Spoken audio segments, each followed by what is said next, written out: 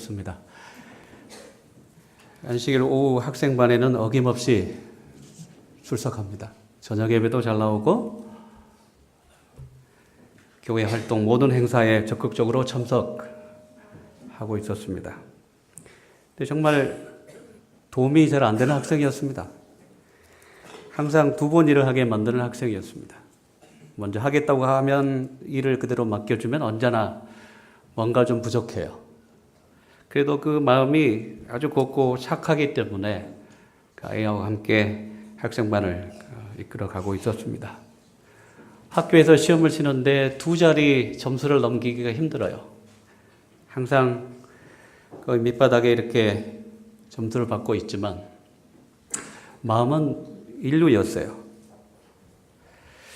그래서 이 학생이 말도 어눌하고 행동도 좀 어눌해서 주변의 아이들이, 좋은 아이들이 교회를 오지 않는다는 이유로 교인들이 아이를 좀 교회에 못 나오게 좀 했으면 좋겠다라고 이야기를 했을 때 굉장히 저에게도 하나의 큰 시험이 되었습니다.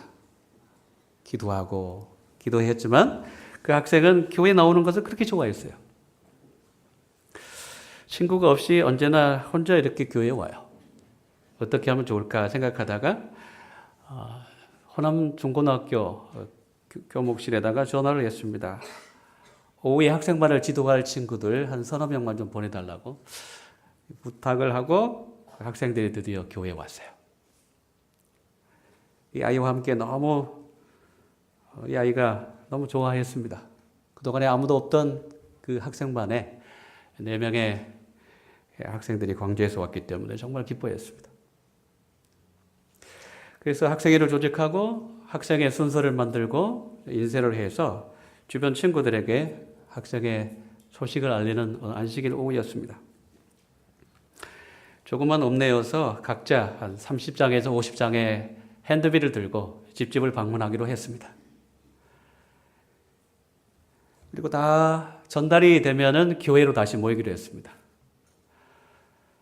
근데 1시간이 지나자 나머지 모든 멤버들은, 회원들은 다 모였는데 이 친구는 오지 않았습니다. 보이지 않았습니다. 30분이 지나도 1시간이 지나도 이 친구는 얼굴이 안 보였습니다. 1시간 반이 지난 경 드디어 헐레벌떡 가면서 뛰어왔습니다. 목사님, 드디어 제가 임무를 완수하고 다 왔습니다. 아주 밝게 웃으면서 저에게 그렇게 보고를 했어요. 왜 이렇게 늦었어? 목사님, 제가 다 나누어 주고 와서 이렇게 늦었습니다. 개가 있는 집에도 들어갔고요. 가장 높은 집에 있는 그 집에도 제가 갔고요. 빈집처럼 보이는 그 집에도 제가 들어가서 사람이 있는지 없는지 확인하고 왔습니다. 그리고 어떤 집에 가면은 그 아이들, 자녀들을 이야기할 때 우리 아이는 지금 학교에서 공부를 하고 있기 때문에 하지 않았어 하면은 제가요 그 이야기 듣고 학교에 찾아가서 핸드비를 주고 왔고요. 학원에 공부하고 있어라고 이야기하면 학원에 쫓아가서요. 학원에서 귀엽고 그 아이를 만나고 전도지를 전달해 주고 왔습니다. 그리고 심부름 갔다라고 하면은 그 돌아올 골목에서 기다리고 있었습니다. 이렇게 하다가 이렇게 늦었습니다. 그 아이의 행실이 항상 그랬습니다. 요령을 피우지 않아요. 누가 보든 보지 않든 상관없이 언제나 그 마음을 가지고 있었어요. 그 마음은 언제나 인류였어요. 마태복음 5장 8절에 마음이 청결한 자는 복이 있나니, 마태복음 5장 8절에 마음이 청결한 자는 복이 있나니 그들이 하나님을 볼 것이며. 우리 함께 읽어보도록 하시겠습니다. 마태복음 5장 8절 시작.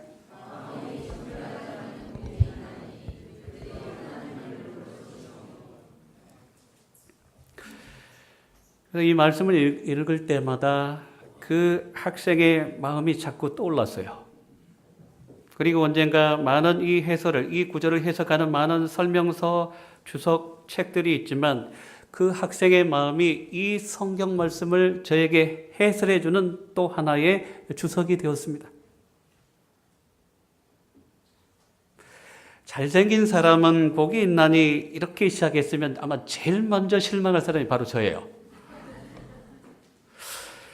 가끔 저희 집사람이 저희 얼굴을 아주 천천히 오래 뚜려지게 쳐다봐요. 그러면서 기겁하고 놀랍니다. 내가 이렇게 못생긴 남자하고 결혼하고 살고 있어? 이렇게 막 쏟아내요. 그리고 아이고 내 인생아 억울하네 이 말을 또 항상 덧붙여요. 요즘은 그 소리를 많이 들어서 자동 반사적으로 그런 이야기 하면 못생겨서 정말 죄송합니다 하고 제가 인사하고 그런 말을 하는 사람은 참 좋겠습니다. 제가 이렇게 대답을 해요.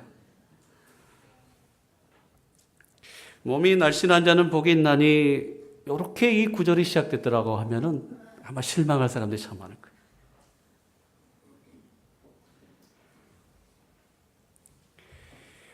사무엘이 이세의 아들들 가운데서 지도자를 뽑을 때 잘생긴 사람, 날씬한 사람, 풍채가 있는 사람을 뽑아서 예수님께 하나님께 보고했더니 하나님께서 노 하셨어요.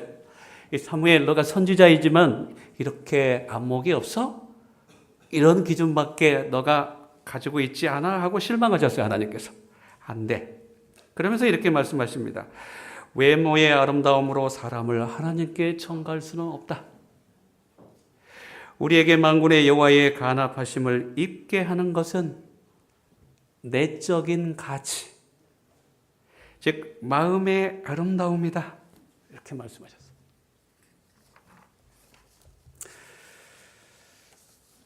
사무엘 선지자가 실수했는데 보통 사람인 우리들이야 얼마나 실수를 많이 자주 할까요? 마음이 청결한 자는 복이 있나니 저희가 즉 마음이 청결한 자들만이 하나님을 볼 수 있다는 것입니다. 하나님을 만날 수 있다는 것입니다. 우리의 최대의 소원이 하나님을 만나는 것 아닙니까? 주님을 보는 것이 아닙니까? 그런데 그 방법이 있어요. 제 이름이 가까우면 가까울수록 제 이름 이전에도 전에도 우리가 이 하나님을 만나는 경험이 있어요. 하나님을 볼 수 있어요. 마음이 청결할 때. 요즘에 환경 오염이 심각하죠. 근데 가장 심각한 오염 중에 하나가 이 마음의 오염이 아닐까요? 마음이 뭘까? 마음에는 무엇이 담겨 있을까?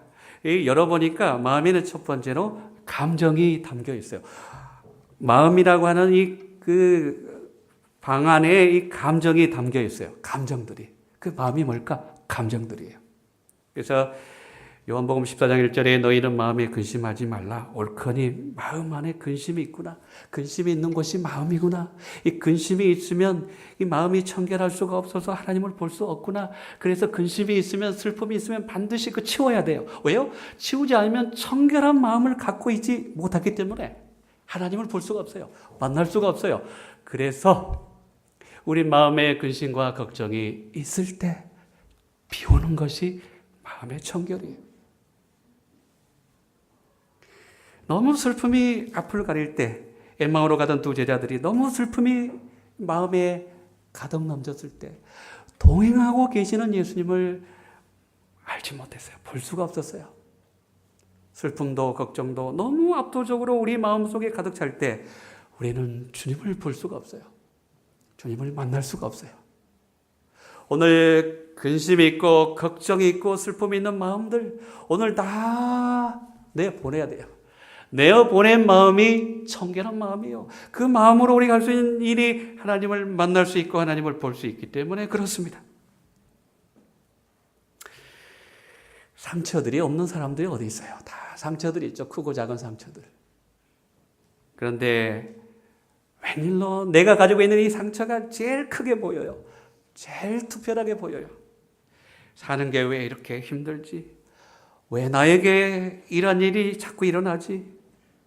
만약에 상처대가 있다면, 고통 경연대가 있다면 내가 가지고 있는 이 상처가 고통이 아마 최우상을 차지할 거야 라고 생각하는 사람들이 많이 있을 것 같아요. 이런 마음에서 우리가 하나님을 만날 수 없다라고 말합니다. 이런 마음에서 우리가 하나님을 볼 수 없다라고 합니다. 그 다음에 마음이 뭘까? 마음이 청결한 자는 복이 있다고 했는데 마음이 뭘까? 마음 안에는 뭐가 들어있을까? 두 번째 마음에는 생각이 들어있어요. 그래서 마가복음 2장 8절에 예수께서 중심을 아시고 이르시되 어찌하여 이것을 마음에 생각하느냐 그랬습니다. 이 마음 안에 생각이 많으면 많을수록 예수님께 집중할 수 없어요. 예수님이 안 보여요. 복잡한 생각이 많으면 많을수록 우리의 영적인 시야가 흐릿하게 변해서 예수님을 볼 수가 없어요. 마르다가 예수님이 집 앞에 들어왔는데도 불구하고 분주한 생각이 너무 많았어요. 예수님의 말씀을 듣고 싶은 생각이 싹 달아났어요. 말씀에 집중할 수가 없었어요. 오늘 우리 생각들 많으시죠? 복잡한 생각들 많아요. 우리가 생각을 단순하게 정리하지 않으면 않을수록 우리의 마음은 청결한 상태를 유지할 수 없게 되고, 그렇게도 보고 싶고 그렇게도 만남으로 우리가 힘을 얻어야 될 그분을 만날 수가 없게 되는 것입니다. 생각을 단순하게 하면서 삽시다. 그 다음에 마음 방에는 또 무엇이 있을까요? 의지가 있어요. 뜻이 있어요. 히브리 4장 12절에 하나님의 말씀은 살아있고 활력이 있어 마음의 생각과 뜻을 판단하나니 그랬어요. 그래서 다니엘은 뜻을 정하여 그랬어요. 이 마음의 의지를 세우는 것이 뜻입니다. 이 뜻을 정하지 않으면 선택할 수가 없습니다. 하나님의 길을, 하나님의 뜻을 선택할 수 없기 때문에 마음의 의지를 세워야 합니다. 그래서 마음이 청결하다는 말은 감정이, 생각들이, 뜻이 정리가 되는 것이고, 하나님이 원하시는 생각, 하나님이 갖기를 원하시는 감정, 뜻을 갖고 사는 것이 마음을 청결하게 하는 것이다. 이 청결이란 말은 때가 묻는 더러운 옷의 반대 개념입니다. 그리고 이 청결하다는 말은 한 대상을 향해서 드려진 마음이다라는 뜻입니다. 자, 요약해 보면은 마음이 청결하다는 뜻은 사람이 죄가 없다라는 뜻이 아니라 하나님의 은혜와 도움으로 우리의 과거의 잘못들을 하나둘씩 정리하고 버리는 그 경험을 마음이 청결하다라고 표현하고 있습니다. 잘못에 등을 돌리고 예수 그리스도 안에서 새로운 목표로 힘차게 나아가는 것을 마음이 청결한 자라 이렇게 표현하고 있습니다. 그렇습니다. 애동한 자는 위로를 받는데 지금 위로를 받을 수 있다고 말합니다. 현재법이에요. 온유한 자는 땅을 기업으로 얻는데 지금 우리가 새 땅의 소유권을 지금 얻을 수 있다라는 뜻입니다. 의에 줄이고 목마른 자는 배부르다고 말씀했는데 지금 배부르다고 말씀합니다. 마음이 청결한 자는 복이 있나니 믿음의 눈으로 지금 하나님을 볼 수 있고 지금 하나님을 만날 수 있다는 것입니다. 주님 만나고 계십니까? 주님 뵙고 계십니까? 한쪽의 눈은 하늘을 향하고 한쪽의 눈은 세상을 향할 때 우리의 눈이 사팔뜨기가 되죠. 김진우 장관님 사팔뜨기 눈이 어떤 눈인가요? 제가 찾아봐도 제가 아무리 흉내도 잘 안 내더라고요. 어떻게 마음의 청결함을 유지할까? 첫 번째로 예수님이 거하시는 마음. 아주 단순합니다. 예수님이 거하시는 마음. 오랜 시간을 알고 지내면서도 서로를 잘 아는 사람들이 이렇게 늘 존댓말을 하는 사람들이 있어요. 시간이 지났음에도 불구하고 함께 오랫동안의 친구였음에도 불구하고 시간이 지나도 항상 존댓말을 써요. 심리학자가 이 상황을 분석했더니 왠지 모르게 그 사람과 일정한 관계를 유지하지 않으면 두려움이 생긴다는 것입니다. 친하고 싶은데도 그 사람이 더 나하고 가까이 친해지면 내가 도리어 부담이 간다는 것이죠. 그렇기 때문에 존칭어를 사용한다는 것입니다. 우리가 예수님께 가까이 나가면 나갈수록 친해지고 그분께 매달리게 되는데 가까이 가기가 두려워요. 그리고 그분이 나에게 가까이 오는 것이 좀 더 부담스러워요. 그래서 일정한 간격을 갖고 싶어 해요. 이 마음에는 예수님이 거할 수가 없어요. 그래서 우리 마음이 청결함을 유지할 수가 없어요. 그분을 볼 수가 없어요.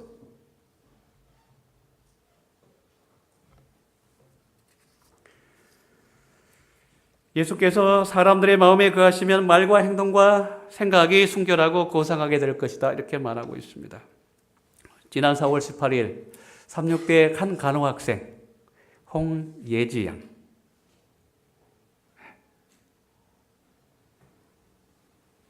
지하철 4호선의 쌍문역에서 40대 남성이 쓰러졌습니다. 심장이 멈췄어요. 아침에 6시 반에 출근길에 실습하러 가는 길에 사람들이 그게 많이 그 전철 안에 밀려 들어옵니다. 아랑곳하지 않고 쓰러진 그 사람에게 달려갑니다. 심장을 만지니까 멈췄어요. 그래서 심폐소생술을 합니다.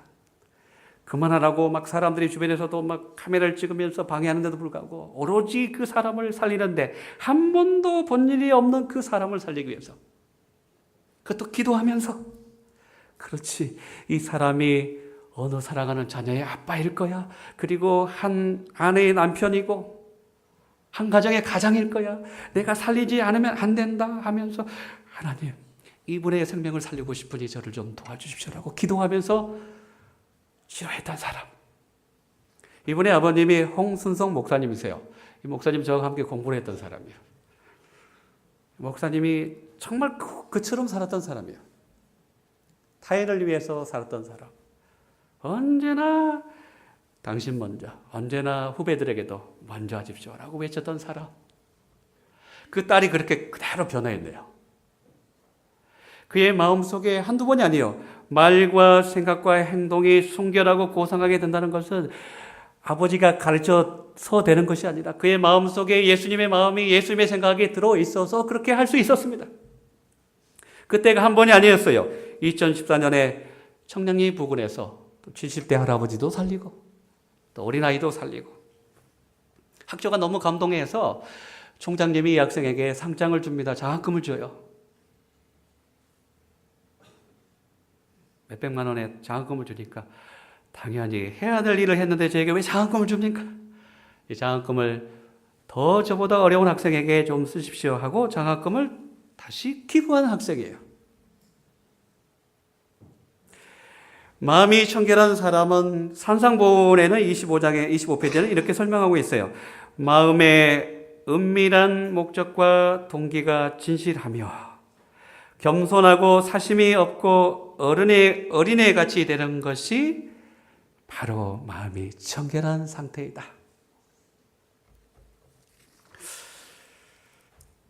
마음의 깊이, 마음의 두터움,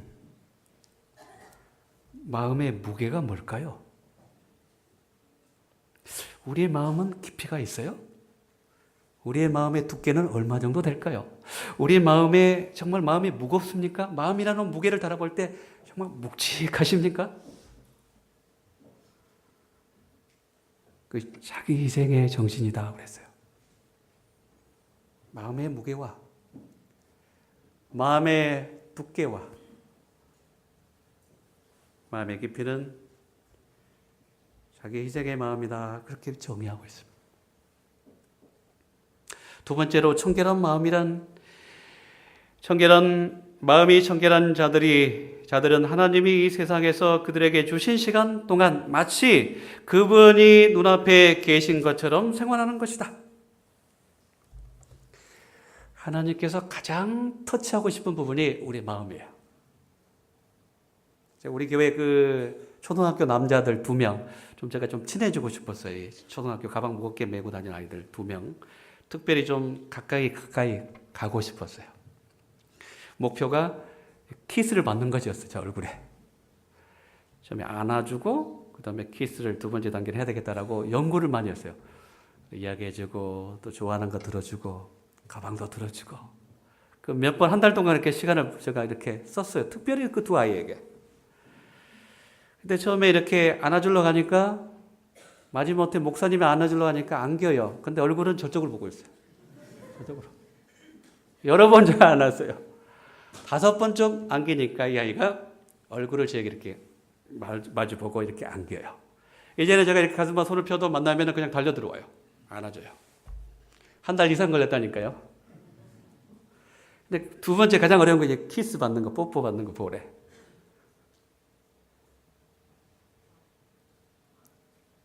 야, 안아준 다음에 제가 요구하는 것이 뽀뽀해줘, 오른쪽에. 그럼 두 아이 다 공통적으로 입을 대지 않고 손을 대요, 먼저. 팍 갖다 대, 손을. 손을 갖다 대. 야, 손 말고. 그 다음에는 입에서 바람을 불어넣어요. 푹 이렇게 해봐요. 그 다음 단계는 3단계는 머리를 박치게 해요. 드디어 지난주에 제가 2명으로부터 뽀뽀를 당했어요. 입에다가 뽀뽀를 해줬어요. 마음. 하나님은 우리의 그 마음을 터치하고 싶으세요. 성경에 우리의 손, 우리의 머리 터치하지 않으시고 우리의 다리 터치하지 않으시고 언제나 마음에 터치하고 싶으세요. 근데 이 발람이 하나님 내 마음 터치하지 말고 내 입만 좀 터치해 주십시오. 이렇게 요구합니다. 이스라엘 백성들에게 축복을 전하거라. 입에다가만 담았어요. 마음은 그 발락의 왕이 제시해 주었던 그 재산, 재물, 은, 금이 탐이 났어요. 그래서 하나님께서 가지 말라고 했음에도 불구하고 어떻게든지 가고 싶어요. 이미 마음이 결정이 됐어요. 하나님의 마음이 터치되지 않는 마음은 누군가의 마음에 터치돼요. 들어갈 수가 없어요. 하도 길을 쓰고 간다고 하니까 보내줍니다. 하나님께서. 가기는 가되 이스라엘 백성들에게 저주하지 말고 축복을 여겨라. 그 입에다가 축복을. 하나님 저는 마음에 오지 마시고 마음 터치하지 마시고 저 입만 터치해 주십시오.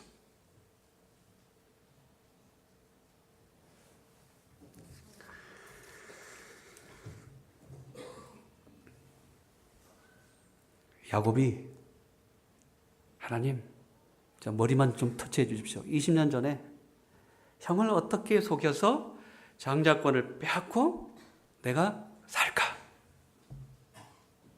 하나님 그때 마음을 좀 터치해 주고 싶었는데 야곱이 원했던 것은 하나님 내 머리요. 머리가 좀 빙빙 잘 돌아서 직업이 잘 되고 경영을 잘해서 내가 좀 축복을 받을 수 있도록 저 머리만 좀 터치해 주십시오. IQ만 좀 높여 주십시오. 라고 요구했던 사람이 야곱이었어요. 20년 전에 형을 속일 때.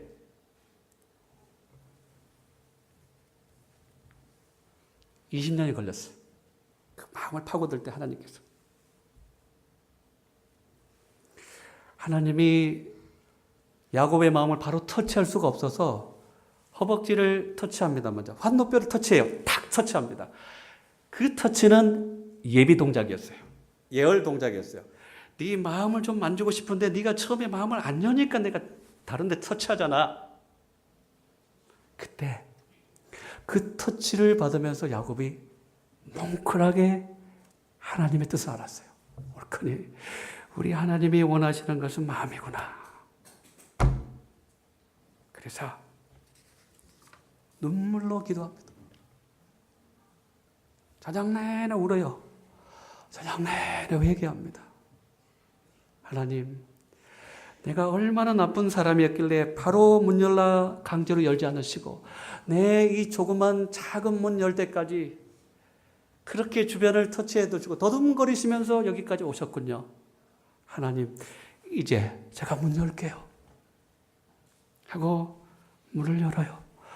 마음의 문을 여니까 그 안에 있었던 이 감정 슬픔이 막 쏟아져 나옵니다. 막 홍수처럼 쏟아져 나와요. 하나님이 우리의 마음을 열 때 그렇게 돼요. 쏟아져 나와요. 야곱이 사기꾼이 되니까 그의 형도 사기꾼이 되었어요. 야곱이 야복강강에서 마음을 열고 마음이 청결해지니까 하나님께서 그 청결된 마음을 누구에게 전파했어요? 그 형에게까지 가서 그동안에 전혀 마음이 청결하지 않았던 그의 형까지도 청결하게 해줘요. 오늘 왜 하나님께서 우리에게 마음이 청결한 자는 복이 있나니 라고 말씀하셨냐 하면은 우리 한 사람 한 사람이 개인이 그 다음에 가정이 교회가 청결해질 때 주변이 청결해져서 하나님을 만날 수 있고 하나님을 볼 수 있기 때문에 그렇습니다. 예수님께서 베드로의 발을 씻기실 때 사실 마음을 내밀라라고 원했어요. 근데 가만히 예수님께서 보니까 마음 열 자세가 아직 안 됐어요. 그래서 발 내놔 먼저 발을 씻기십니다. 사실 뭘 원했어요? 마음을 안 내밀어요. 발 내밀어 하고 발을 먼저 씻겨줍니다.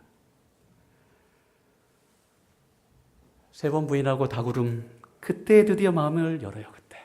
그때 요한복음 13장에서 마음과 발을 함께 열었으면 얼마나 좋았을까? 역사가 달라졌을 거예요.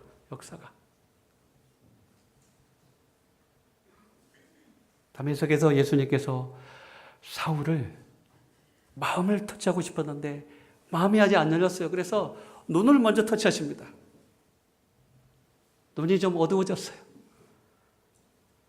그 왜 예수님께서 나에게 눈을 터치하셨을까? 그 생각하면서 예수님의 마음을 알고 자기의 마음을 열 때까지 3년이 걸렸어요. 아라비아 광야에서 3년 동안. 그분의 마음을 명상하고 드디어 마음이 열었어요. 사랑하는 자녀들아 너희의 마음을 나에게 주라. 예수님이 우리의 마음을 가질 수 있다면 그 밖에 모든 것을 가질 수 있기 때문에 그렇습니다. 예수님이 우리의 마음을 가질 수 있다면 우리의 얼굴을 가질 수가 있고 우리의 시간을 가질 수가 있고 우리의 재물을 가질 수가 있고 우리의 재능을 가질 수가 있고 우리의 모든 것을 가질 수가 있어요. 그래서 우리에게 마음을 달라라고 하십니다. 마음이 터치될 때 얼굴과 눈과 손과 입과 다리와 눈이 동시에 터치돼요. 참 놀라운 현상이에요. 예수님, 저는 절대 안 되니 저 입만 터치하십시오. 제 손만 터치하시고 일할 수 있는 손만 터치하시고 말 잘할 수 있는 입만 터치하시고 건강하게 오랫동안 봉사할 수 있는 다리만 터치하시고 제 마음은 터치하지 마십시오. 이렇게 살지 않았을까 우리가. 시편 51편의 다윗이 유일하게 이 시편 51편은 예비 동작이 없어요. 예언 동작이 없어요. 하나님께서 바로 터치해버려요. 왜요? 다윗이 하나님 원하는 것 제 마음이죠. 제가 마음만 바로 드릴 테니까 해주세요. 청결한 마음이 아니었어요.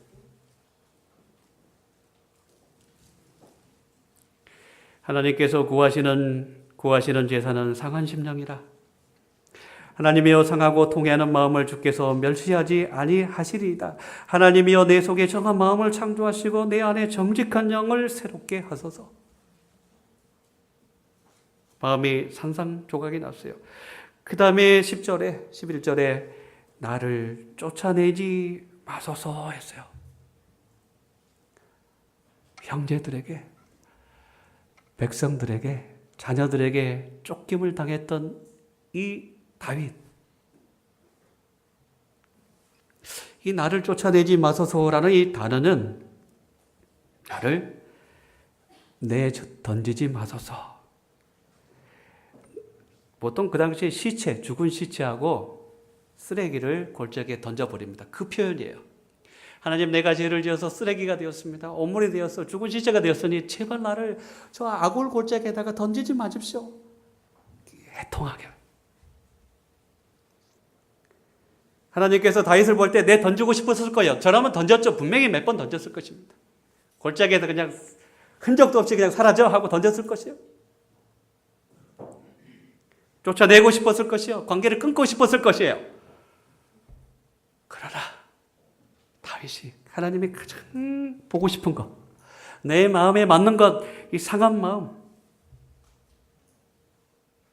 그 마음을 갖고 있자 하나님께서도 어찌할 수가 없었어요. 내가 죄인이지만, 내가 연약한 사람이지만, 내가 하나님께 아무 도움이 없지만, 한 것은 죄밖에 죄악밖에 없지만, 그래도 내가 과거를 바라보던 나의 시선을 이제 미래로 돌려서 내 심정이 좀 깨끗하게 되기를 바라는 그 간절함이, 흔들림이 그 마음속에 있었기 때문에, 그래서 이제는 지속적으로 청결한 마음 상태로 살고 싶습니다. 나를 어찌할 수 없으니 나는 좀 도와주십시오라고 외치는 그 소리가 정결한 마음으로 가는 첫 번째 길이었음을 알고 외면하지 않으시고 하나님께서 달려오시사 정한 마음을,